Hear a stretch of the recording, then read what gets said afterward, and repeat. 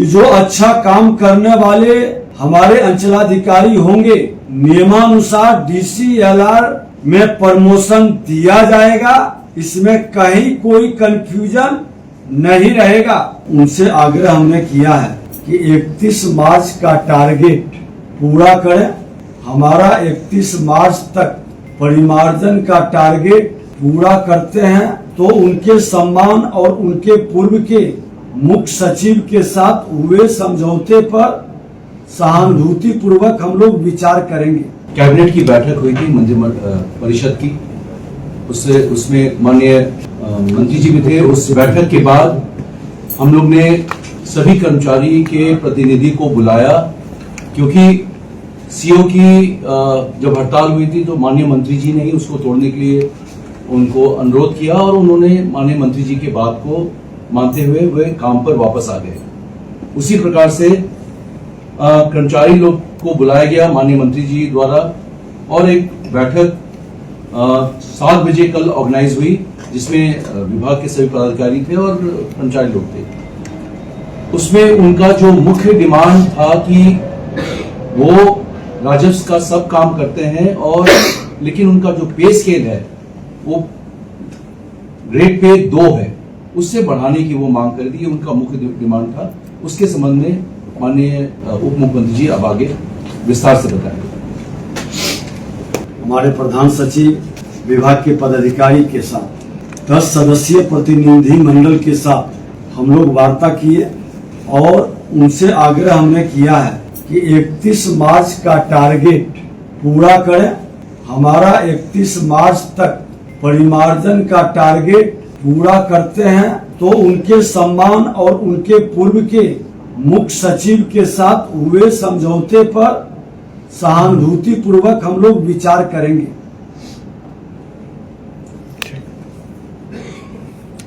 उन लोगों ने भी सोमवार तक का हमने समय दिया है और अंचलाधिकारी से भी हमने आग्रह किया है कि 31 मार्च तक विभाग के लक्ष्य को प्राप्त करने में उनकी भूमिका अहम हो। और मैं आप लोगों के माध्यम से स्पष्ट कर देना चाहता हूं कि जो अच्छा काम करने वाले हमारे अंचलाधिकारी होंगे, नियमानुसार DCLR में प्रमोशन दिया जाएगा। इसमें कहीं कोई कंफ्यूजन नहीं रहेगा।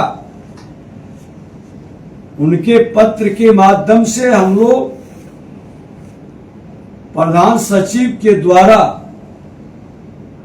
मुख्य सचिव तक संचिका मुख्यमंत्री तक हम भेजेंगे। निश्चित तौर पर अच्छे काम करने वाले लोगों के साथ सरकार की पूरी सहानुभूति होगी।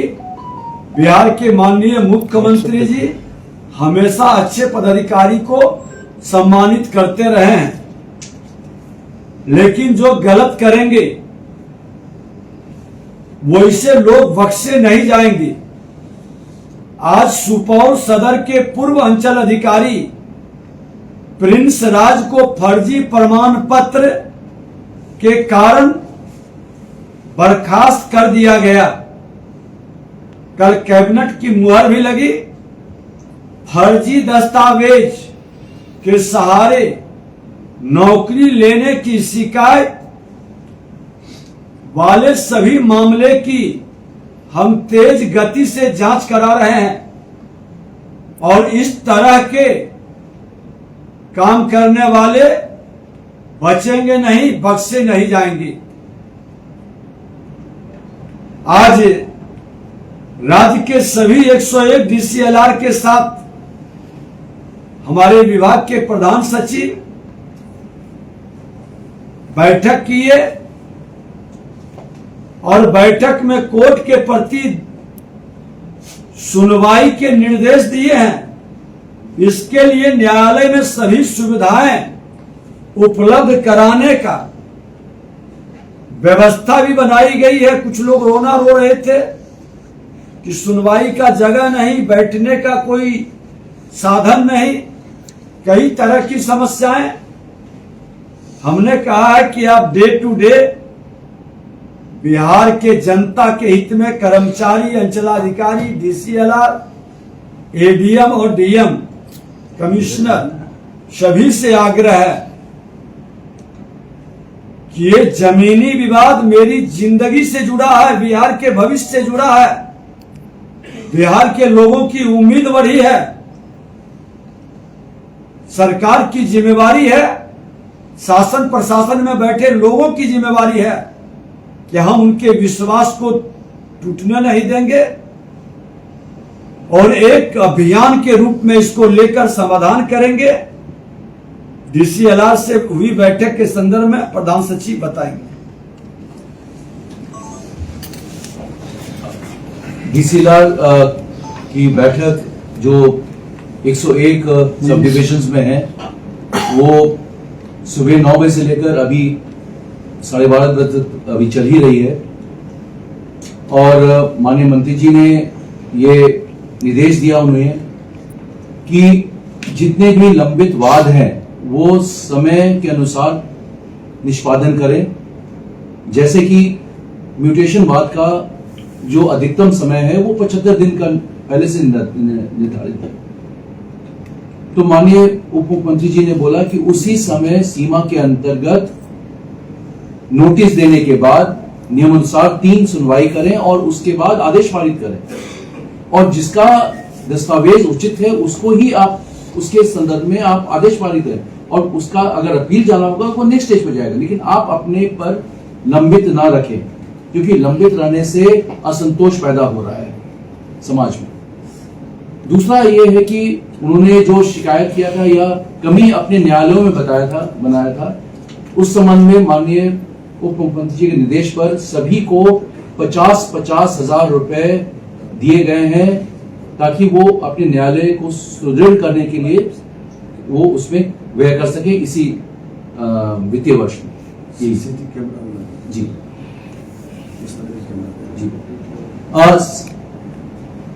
जब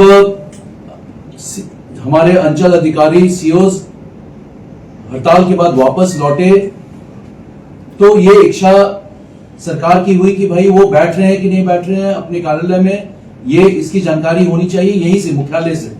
तो एक कंट्रोल एंड कमांड सेंटर हम लोग ने बना लिया है, जिसके अनुसार हम लोग ने सभी अंचल में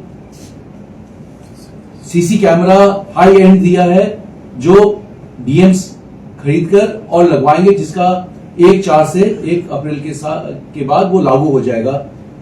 और उससे हम लोग उनकी गतिविधियों पर ध्यान रख सकते हैं, वो कहाँ है, उनके कार्यालय में कोई दलाल तो नहीं आ रहा है, कोई बिचौलिया तो नहीं आ रहा है, उस पर नजर हम लोग यहीं से रख सकेंगे, और ये निगरानी के लिए भी उनके लिए उचित होगा। और इसका लाभ ये भी मिलेगा कि सोमवार और शुक्रवार को माननीय मुख्यमंत्री जी के निर्देश पर जो जन कल्याण संवाद के तहत लोग आएंगे, तो वैसे लोगों को सीसीटीवी कैमरे के देख रेख में सुनवाई भी होगी, थाना प्रभारी और अंचलाधिकारी की मौजूदगी में, और आने वाले आगंतुक के लिए बैठने की व्यवस्था, पेयजल की व्यवस्था, शौचालय की व्यवस्था भी हमने सुनिश्चित करने के लिए कहा है, ताकि हमारे बिहार की जनता, बिहार के लोग की समस्या का समाधान सरकार कर सके और हम सुशासन से समृद्धि की ओर विकसित बिहार बना सके।